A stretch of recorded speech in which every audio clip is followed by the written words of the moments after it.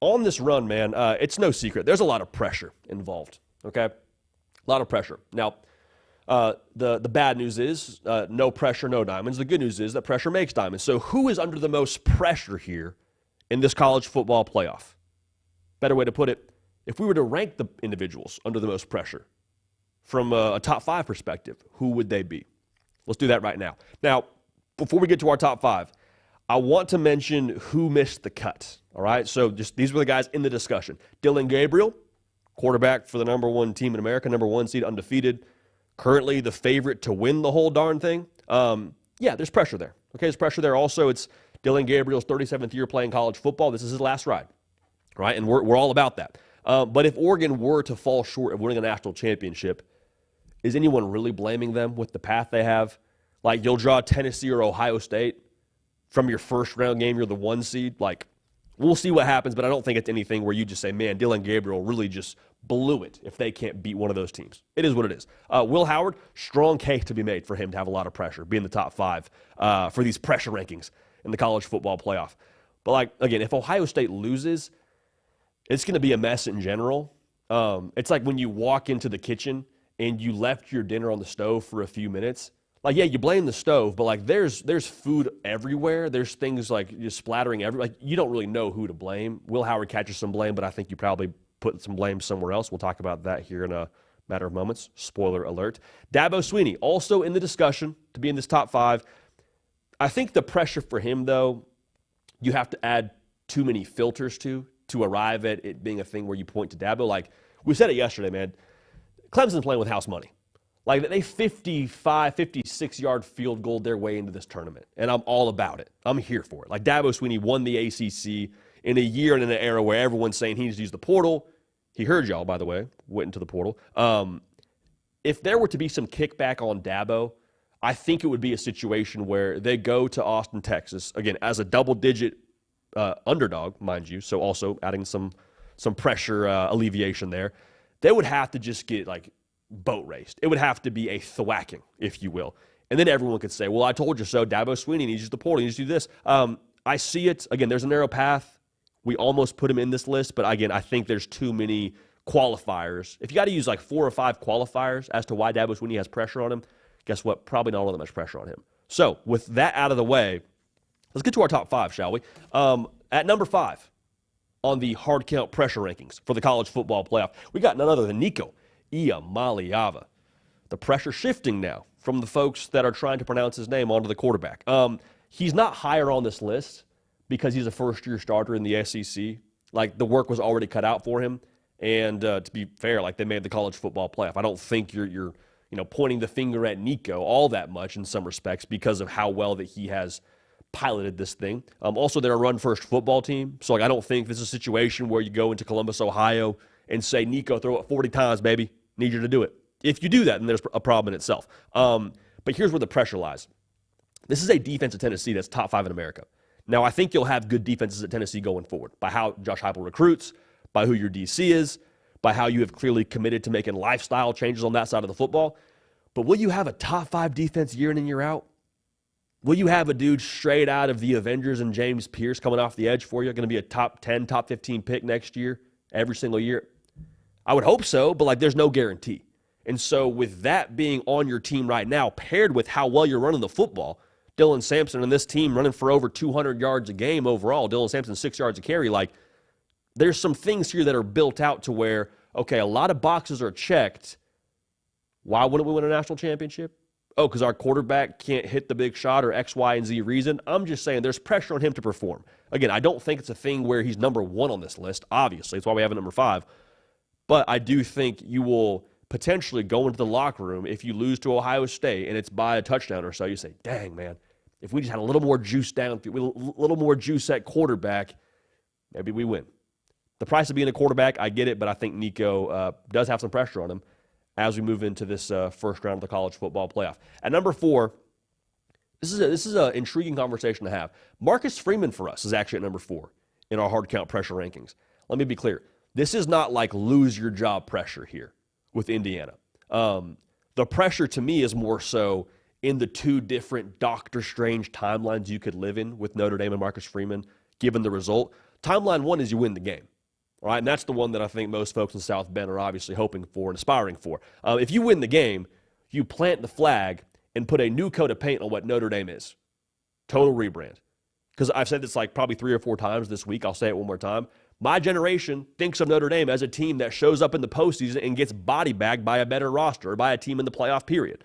Clemson, Alabama twice actually, if we want to be real about the BCS era. Like that's what people think about Notre Dame as. But if Marcus Freeman at home beats Indiana, says, okay, this is a new Notre Dame here, optically for the college football public, that's huge. So there's some opportunity cost there. The opportunity cost, I think, is even greater of what it could mean on the recruiting trail. Like I said, what my generation has believed about Notre Dame, like I get my generation isn't the generation that's being recruited right now, but I still think the optics are the same. If you can prove that Notre Dame's a team that can make some noise in the college football playoff, forget win the national championship. Just win a game at home where you're a touchdown or so favorite. Like that's enough, I think, to sort of create some goodwill and give Marcus Freeman some real ammunition. So the potential there. Also flushing the NIU optics is huge. So there's a lot of optics potential there for Marcus Freeman if they win this football game. That's timeline one. Timeline two is you lose this football game. And again, you're at home. You were favored by a touchdown. You've been building this thing for a couple of years now, and you lose to a team and a first-year head coach that's held this roster together by sticks, glue, and 30 transfers. Like I don't love the way that feels if I'm a Fighting Irish fan.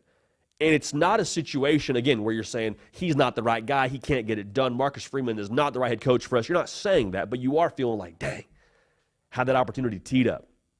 Had a bunch of things in front of us. Probably should have. Again, should have is a key word by nature of where Indiana is as a program and where Notre Dame is as a program.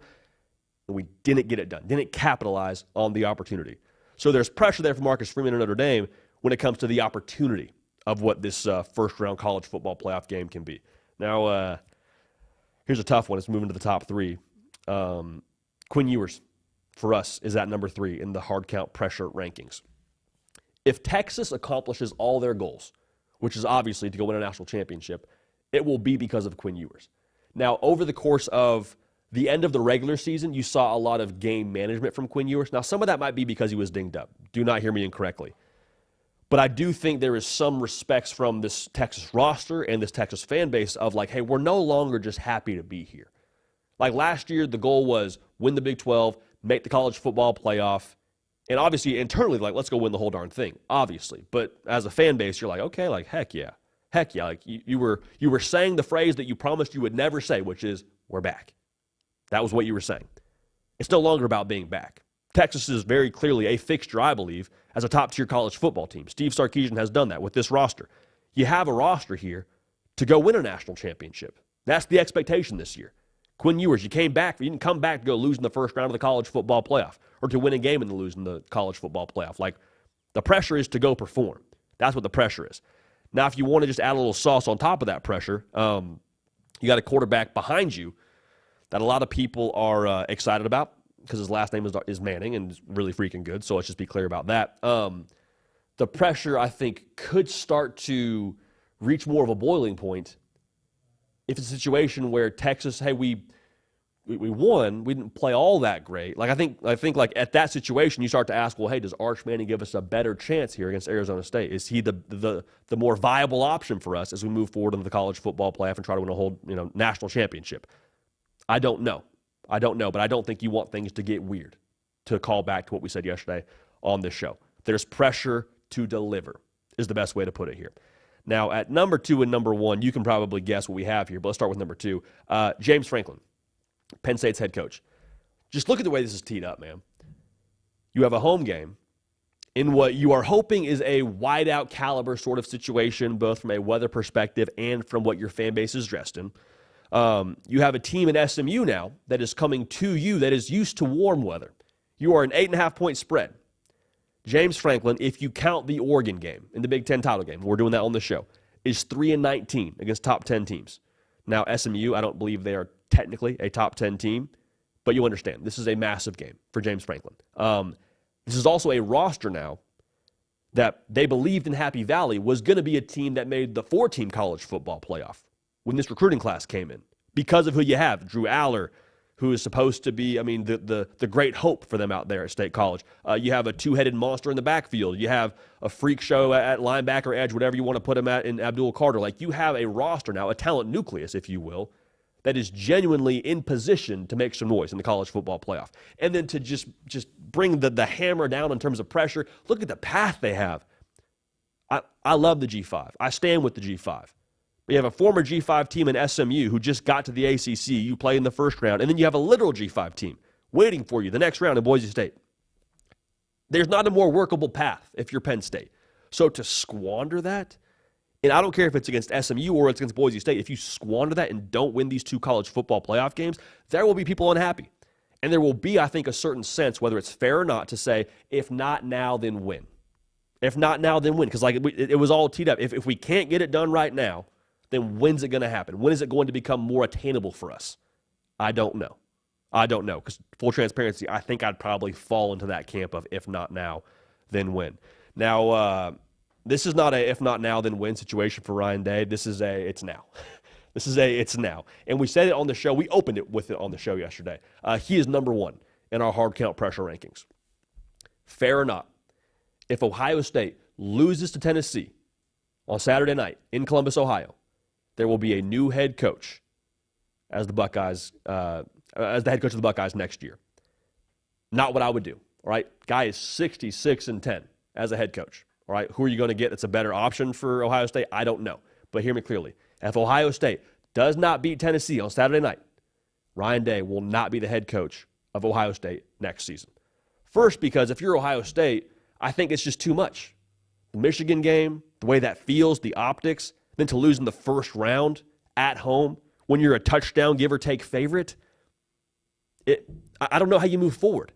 And it's not a situation where you can't move forward from a literal sense, like you don't have good talent. Ohio State, run it back next year, they're going to be in the top 5. I promise you. They will be a team that preseason is talked about. Can they win the national championship? It'll be fair to say they could. But optically, things have worn so thin between that fan base and that football team to where I don't know how you move forward. Again, it's not broken, but I do think it is beyond repair, okay? Other part of this that I believe, even if Ohio State weren't to fire Ryan Day, which is, again, I would not do it. 66-10, hear me clearly, I am not suggesting you fire Ryan Day. If I'm Ryan Day, though, I said this many times, forget this, dude. I'll go be a coordinator in the NFL. I'll go spend more time with my family. I'll stop recruiting these guys. I'll stop doing NIL. Like, I'm just going to have a better life as a coordinator in the NFL. Great. I'll walk away and feel fine about it, fine about my life. I think that's on the table here. I really do. So however you slice it, if they do not beat Tennessee on Saturday night, Ryan Day, I truly believe, whether on his own terms or whether on Ohio State's terms, he will not be the head coach next year in Columbus. I'm not here for it, but that's how I feel, and I think that's what's going to happen here. So to recap it here, our top 5 in our hard count playoff pressure rankings. At number 5, Nico Iamaleava. A lot of boxes checked, baby. Nico, let's check that final box. Marcus Freeman. It's not pressure about his job. It's pressure in terms of opportunity and what they could do with this home game against Indiana. Same deal for Quinn Ewers. Pressure to deliver. Nobody's happy to be here anymore at Texas. It is we're here. We've been here before, actually, in the 4-team model. Let's go on a run. Let's make some noise. We got a nice little draw here with a double-digit spread against Clemson. James Franklin at number 2. If they lose this big game with all that's teed up with their path, vibes will not be good. Vibes will be even worse in Columbus, Ohio, with Ryan Day at number 1 if they lose Tennessee in that first round.